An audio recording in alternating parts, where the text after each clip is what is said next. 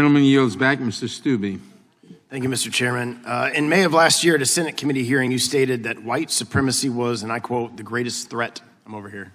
Thank the you, greatest threat to the homeland. Earlier this month, you doubled down and again claimed that, and I quote, domestic violent extremism was the biggest threat. When you say that term, do you include in that term Black Lives Matter and Antifa?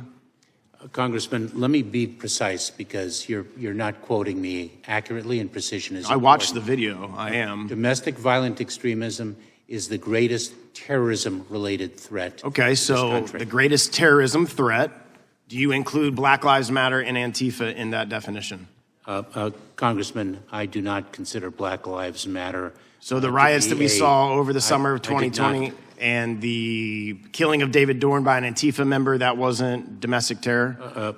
Congressman, it is not in my province to address a particular case. Okay, well, what about the riots at the Department of the Interior right here in Washington, D.C. by a leftist environmental group? Would you term that domestic terrorism? Congressman, I leave it to the Department of Justice to define domestic terrorism with respect to particular incidents. Well, you're the Department of Homeland Security, and you're saying that this is the #1 threat to the homeland. So I'm trying to get an understanding of, obviously now, based on your testimony, you don't include leftist radicalized groups, only white nationalists and right radicalized groups. Meanwhile, Customs and Border Protection have had over 2.4 million interactions with illegal immigrants at the border since the Biden administration took office, with an estimated 600,000 more illegal immigrants making their way into our country undetected. So using your definition that we just flushed out here, how many cases involving white supremacists and domestic terrorists have you referred to DOJ for prosecution? Congressman, let me... simple. Do you not have the number? It's a simple number. You've made some profoundly inaccurate statements that I would like the opportunity to correct. I'm specifically asking you a question. You just clarified. Domestic terrorism is a threat to the homeland, #1 threat. And I'm asking you, how many referrals from Homeland Security have you made to DOJ for white supremacy or domestic terrorism? Congressman, I will provide you with that information. So you don't know? Subsequent to this hearing. I do not have. Can you name one case? That statistic. Can you name one case of a referral from DHS to DOJ for domestic terrorism? Congressman, I will provide the data to you. I'm asking you can't name one case. And let me just say. Okay, so you can't name one case yet. According to a new report from the U.S. Department of Justice, almost half of all the criminals prosecuted in federal courts in 2018 were aliens, charged with crimes ranging from drug trafficking to murder and to kidnapping, and the vast majority, 38,000, were illegal immigrants, illegal aliens.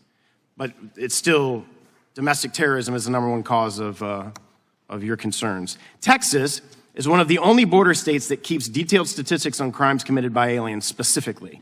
The latest report from the state of Texas reports that between June 1st of 2011 and November 30th of 2021, 356,000 criminal aliens were booked into Texas jails, of which 243,000 were identified as being in the country illegally. Those illegal aliens were charged with more than 401,000 criminal offenses, including 742 murders, 47,000 assaults, 7,500 burglaries, and over 11,000 sexual assaults and other sex crimes, and that is just in the state of Texas. And you can't name one referral that DHS has made on a domestic terrorism charge to the DOJ with all of those numbers. Just in April, in a 24-hour period of time, CBP arrested at least 5 gang members who illegally crossed the border. And it's been touched on in this committee about fentanyl. I come from Florida. I hail from Florida. I represent Florida, and fentanyl is a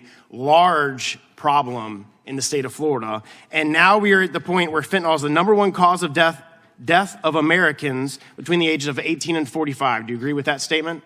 That fentanyl is the #1 cause of death between the ages of 18 and 45 for Americans. I'm aware of that statistic, and it is a tremendous threat to the well-being. And therefore, since it's the leading cause of death, this is just what you've captured at the border. More fentanyl to kill every American has been seized at the border, and you say it just comes in through ports of entry.